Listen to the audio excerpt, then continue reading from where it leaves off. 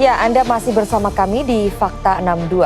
Good people, jelang puncak arus mudik peningkatan kendaraan sudah terjadi dan rekayasa lalu lintas pun mulai diberlakukan. Ragam informasi seputar mudik lebaran kami rangkum dalam segmen Mudiknya Warga 62.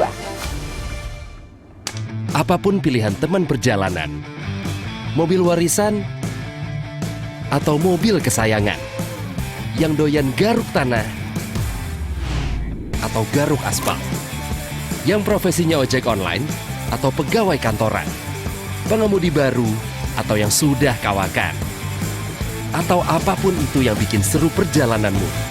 Pertamax siap hadirkan energi yang hidupkan sensasi berkendara yang lebih maksimal.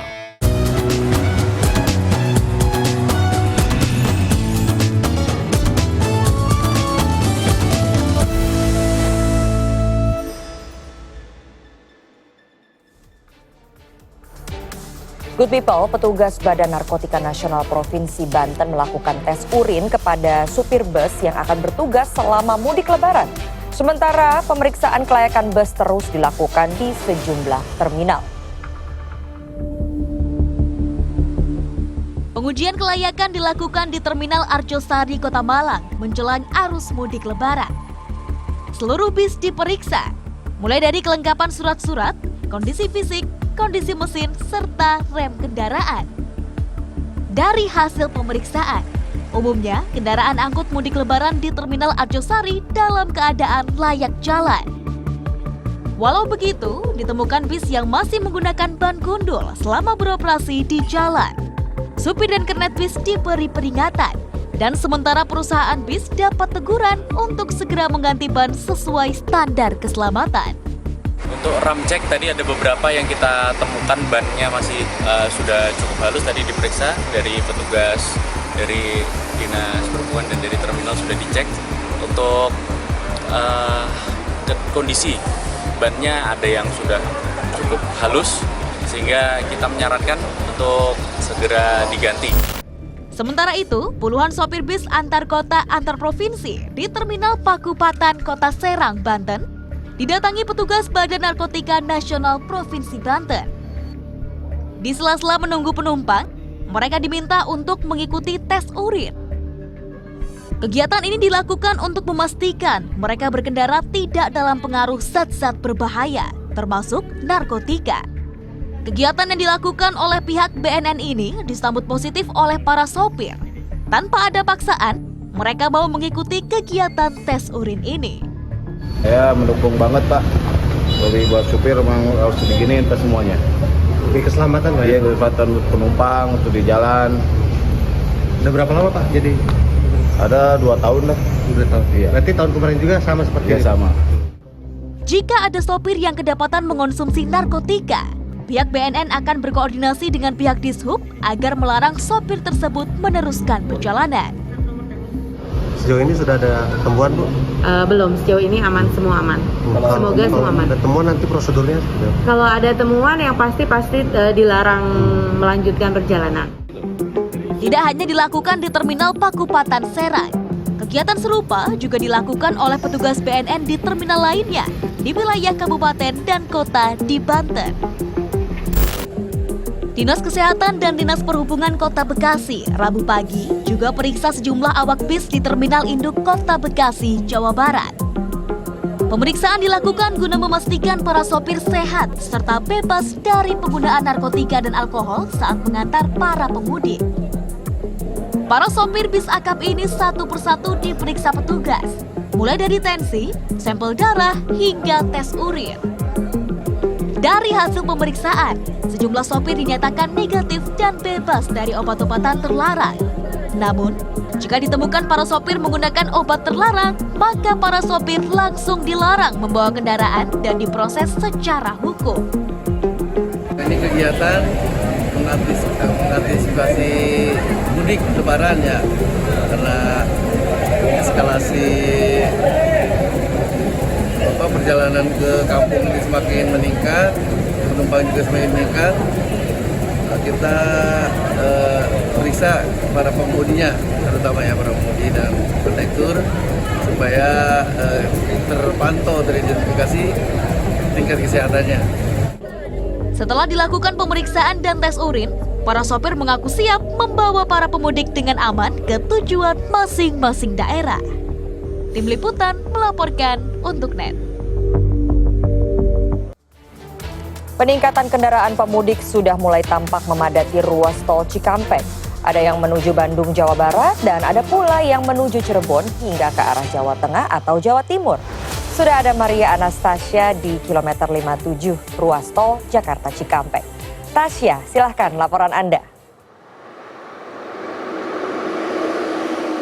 Selamat pagi Indah dan juga good people. Menurut pantauan kami pada pagi hari ini di ruas tol Jakarta Cikampek, khususnya di KM 57 sendiri, untuk volume kendaraan belum terlihat adanya peningkatan volume kendaraan yang berarti. Begitu pula kami belum menemukan adanya penumpukan volume kendaraan di titik-titik tertentu. Untuk arus lalu lintas sendiri masih terpantau ramai lancar yang didominasi oleh kendaraan-kendaraan besar seperti truk dan juga bus. Lalu juga ada minibus-minibus dari para pemudik yang sudah melakukan perjalanan pada pagi hari ini. Kemudian good people, kami juga memantau untuk di rest area KM 57 sendiri juga masih sama, belum ada terlihat peningkatan volume kendaraan ataupun antrean kendaraan yang mencoba masuk ke rest area KM 57 di mana saya melaporkan kepada Anda. Untuk prediksinya sendiri memang baru esok hari tanggal 5 April 2024 ini pemudik ini baru akan melonjak jumlahnya atau volumenya di ruas tol Jakarta Cikampek ini, sehingga esok hari memang rencananya akan diberlakukan rekayasa lalu lintas dengan sistem kontraflow pada pukul 2 siang esok hari. Begitu pula di rest area KM 57, jika memang besok sudah terlihat adanya penumpukan kendaraan ataupun antrean yang mengular, maka akan diberlakukan aturan-aturan yang situasional bagi para pemudik. Salah satunya adalah jika esok sudah menumpuk begitu volumenya di rest area, maka akan diberlakukan peraturan di mana pemudik hanya bisa beristirahat sekitar 15 sampai 30 menit saja, lalu harus bergantian dengan pemudik lain yang akan beristirahat ataupun mengisi bahan bakar mereka di rest area KM 57. Di sini juga sudah ada pos terpadu operasi ketupat lodaya Polda Jawa Barat 2024 yang akan selalu memantau dan juga melayani masyarakat, melayani para pemudik yang sedang melakukan perjalanan mereka. Direncanakan akan ada sekitar 150 personel yang berjaga selama operasi ketupat lodaya ini berlangsung selama masa mudik Lebaran, di mana mereka akan membantu kelancaran para pemudik dalam melakukan perjalanan mudik mereka di tahun 2024 ini. Fasilitas-fasilitas lain juga diberlakukan secara spesial selama Lebaran ini, antara lainnya adalah jumper dan juga pergantian aki, lalu juga ada mobil towing yang disiagakan jikalau nanti memang kendaraan para pemudik mengalami kendala selama perjalanan, sehingga diharapkan dapat membantu pemudik supaya perjalanannya lebih lancar dan juga lebih aman. Untuk saat ini demikian laporan yang dapat kami sampaikan. Kembali ke studio Indah.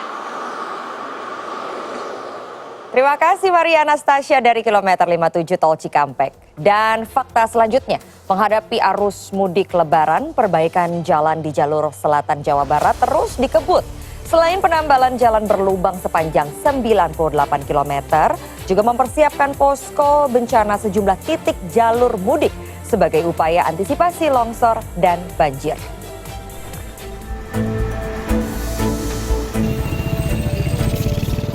Jelang musim mudik Lebaran tahun ini, perbaikan jalur mudik selatan Jawa Barat terus dikejar Kementerian PUPR. Perbaikan meliputi penambalan jalan berlubang dari Tasikmalaya hingga perbatasan Jawa Tengah dan jalur wisata Pangandaran. Selain itu, perbaikan saluran air dan bantalan jalan juga terus dikebut. Sejumlah posko mudik pun disiapkan di Desa Cicapar, Ciamis. Untuk membantu informasi bagi pemudik, dilengkapi fasilitas beristirahat seperti alat pijat. Sejumlah pemudik awal mulai terlihat dan gunakan posko mudik untuk beristirahat. Kalau menurut saya sih udah baik, udah bagus gitu ya. Karena sangat perlu juga sih kayak seperti ini, ada tempat pijit, ya bisa bersantai dan disediain juga cemilan-cemilan di sini, udah bagus lah menurut saya. Kalau posko-posko kayak seperti ini udah mulai banyak sih. Udah mulai banyak. Pemudik juga udah ada tapi nggak terlalu banyak. Sementara, untuk mengantisipasi gangguan prasarana akibat bencana, Kementerian PUPR juga menyiapkan sejumlah posko siaga bencana di sejumlah titik rawan longsor dan banjir dengan 3 alat berat dan 5 personil. Posko lebaran itu kalau PUPR itu lebih mengarah ke posko sebenarnya posko bencana alam. Ya, posko DRU, jadi kita siapkan alat-alat untuk seperti doser, eskavator, DT. Target kita zero pothole. Memang nanti saatnya kan musim hujan ya, masih deras ya, masih besar, dan hujan bergeser, sehingga masih akan potensi besar muncul-muncul lubang-lubang kecil. Nah, itu kita ada unit UPR. Berbagai persiapan yang dilakukan ini diharapkan dapat memperlancar arus mudik lebaran, serta dapat memberikan kenyamanan kepada pengguna jalan. Yopi Andreas melaporkan untuk NET. Kini kita akan terhubung dengan Adrian Aditya di Cileunyi, Jawa Barat. Ya, Adrian, bagaimana situasi lalu lalang pemudik sekitar gerbang exit tol Cileunyi? Silakan. Baik Indah dan juga good people, seperti inilah situasi arus lalu lintas di gerbang exit tol Cileunyi pada hari -6 atau H-6 Lebaran tahun 2024. Memang gerbang exit tol Cileunyi ini sendiri memang merupakan jalur exit tol terakhir yang menjadi percabangan antara dua ruas jalan utama di Jawa Barat, yakni Jatinangor dan juga Ranca Ekek. Jatinangor ini akan digunakan oleh pemudik yang akan menuju ke daerah Sumedang, Majalengka, dan sekitarnya. Sementara Ranca Ekek ini akan digunakan oleh para pemudik yang akan menuju ke pesisir selatan Pulau Jawa. Pulau Jawa di Provinsi Jawa Barat seperti Tasikmalaya dan juga Garut. Memang seperti yang Anda bisa lihat di layar kaca Anda, ini para kendaraan ini mulai memadati gerbang exit tol Cileunyi. Ini namun memang arus situasi lalu lintas ini masih ramai lancar. Terpantau berdasarkan pantauan kami, memang arus lalu lintas di gerbang exit tol Cileunyi ini sendiri memang baru mulai ramai pada sore hingga malam hari nanti. Berdasarkan data dari Jasa Marga yang kami terima tadi, memang sudah ada lebih dari 57.000 kendaraan yang masuk ke gerbang tol Cileunyi, masuk ke area Jawa Barat melalui gerbang exit tol Cileunyi sepanjang 2 hari terakhir ini. Dan pengaturan lalu lintas memang belum disiapkan oleh aparat kepolisian, belum dilakukan oleh aparat kepolisian, namun memang sudah ada lebih dari 1.500 personel yang siaga di 23 pos pengamanan, 2 pos pelayanan, dan 1 pos terpadu yang tersedia di samping pintu exit tol Cileunyi ini sendiri. Indah dan juga good people, memang bagi Anda yang akan mudik atau akan melalui gerbang tol Cileunyi ini sendiri, Anda perlu mewaspadai simpang Jatinangor. Simpang Jatinangor ini akan digunakan oleh para pemudik yang akan menuju ke arah Bandung dan juga ke arah Sumedang dan sekitarnya melalui Jatinangor. Simpang Jatinangor ini sendiri berjarak sekitar 1 km dari gerbang exit tol Cileunyi, dan ini perlu diwaspadai karena berdasarkan pantauan kami sejak sore hingga malam hari kemarin ini kemacetan cukup terjadi, cukup parah, ini cukup memakan waktu lama dan menguras perjalanan Anda tentunya. Sementara itu Jawa Barat sendiri menjadi daerah tujuan pemudik tertinggi, salah satu yang tertinggi pada mudik Lebaran tahun 2024 ini hanya kalah dari Jawa Timur dan juga Jawa Tengah. Sebanyak kurang lebih 32,1 juta orang atau sekitar 16,6% dari keseluruhan total proyeksi pergerakan pemudik yang dikeluarkan oleh Kementerian Perhubungan pada mudik Lebaran tahun ini itu menuju ke daerah Jawa Barat. Sementara itu untuk pergerakan masyarakat secara nasional di Indonesia pada arus mudik Lebaran tahun ini itu mencapai 193,6 juta orang. Hal ini meningkat sebanyak 56% daripada tahun sebelumnya, yakni hanya sebesar 123,8 juta orang. Maka dari itu Anda perlu menyiapkan mental, fisik, dan kendaraan Anda supaya berhati-hati dan bisa memastikan bahwa Anda merayakan Hari Raya Idul Fitri dengan selamat. Kira-kira demikian yang bisa kami laporkan. Kembali Anda ke studio. Indah. Adrian Aditya dari exit tol Cileunyi, Jawa Barat. Dan selanjutnya, meski puncak arus mudik belum menjelang, polisi mulai merekayasa lalu lintas. Di Brebes, Jawa Tengah, polisi terapkan one way atau jalur satu arah sekitar simpang Jalan Lingkar. 6 hari jelang Idul Fitri, Satuan Lalu Lintas Polres Brebes, Jawa Tengah mulai terapkan jalur satu arah atau one way di simpang Jalan Lingkar Ketanggungan. Rekayasa ini seiring peningkatan volume kendaraan jelang puncak arus mudik. Sementara itu juga, dalam situasi normal, kemacetan di kawasan ini kerap terjadi. Rencananya, one way sepenuhnya dimulai sejak Jumat besok hingga 15 April. Kita berlakukan lebih awal, kenapa? Karena untuk membiasakan masyarakat dan membiasakan warga lokal, warga sekitar. Ya, Hari ini H-1 kita laksanakan terlebih dahulu sosialisasi sambil kita membiasakan masyarakat.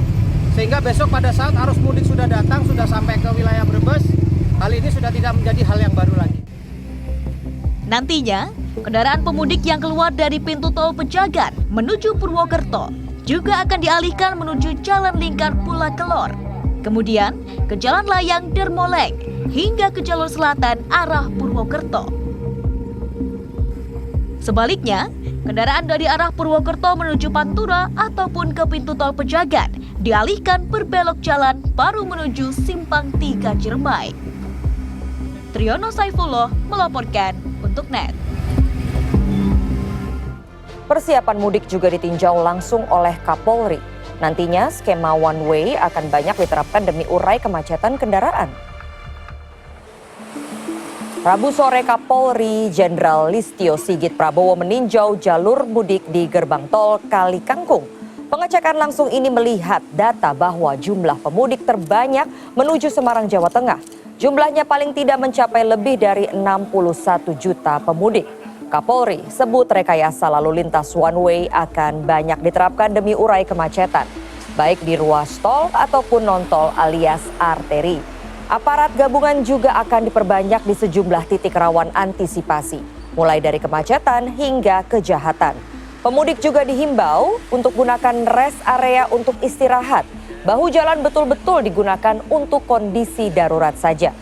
Di ruas tol Cileunyi, Sumedang, Dawan atau pintu-pintu exit tol dan kemudian sistem pembayaran terkait dengan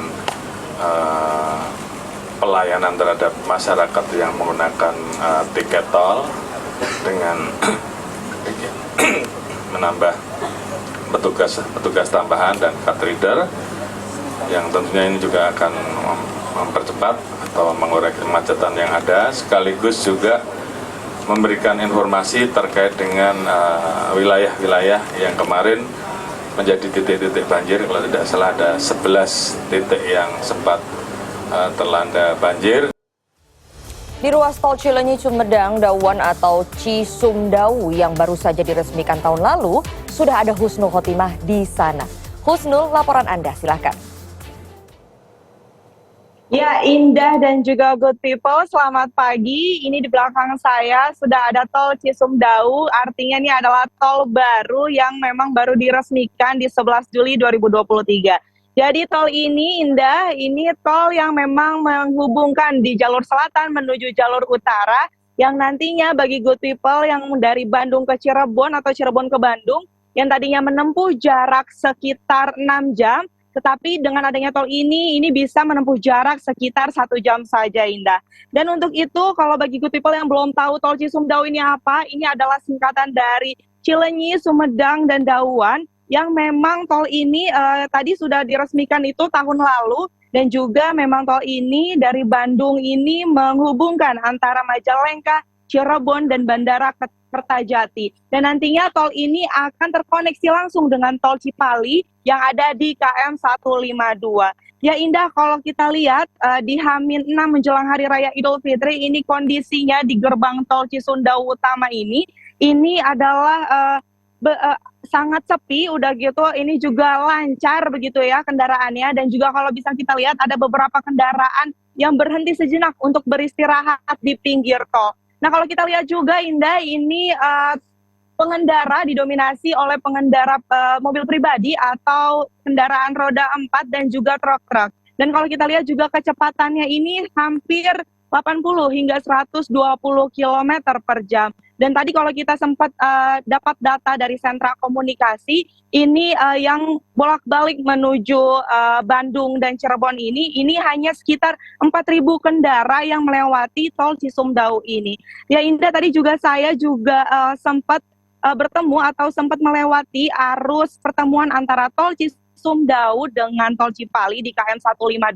Itu kondisinya masih sangat ramai lancar, belum adanya kepadatan. Cuman menurut dari pihak kepolisian, ini sendiri itu akan berpotensi kepadatan di KM 152 karena adanya bottleneck atau penyempitan jalan. Dan juga pihak kepolisian sendiri sudah mempersiapkan sistem, yaitu sistem kontraflow, yang nantinya akan ada dari KM 157 hingga KM 169 yang nantinya akan mengurai kepadatan yang ada di KM 152 hingga rest area KM 166. Dan bagi good people yang nantinya ingin mudik, dipersiapkan atau diperhatikan waktunya karena menurut data Jasa Marga ada waktu-waktu tertentu kemacetan yang itu di tanggal atau di waktu pukul 7 hingga 10 pagi dan ada juga di 9 hingga 11 malam. Ya, Indah, kembali ke studio. Itu dia tadi beberapa liputan laporan langsung dari Net TV. Dan ini dia Husnul Khotimah dari Gerbang Tol Cisamdau. Demikian mudiknya warga 62, nantikan informasi mudik lainnya di Fakta 62.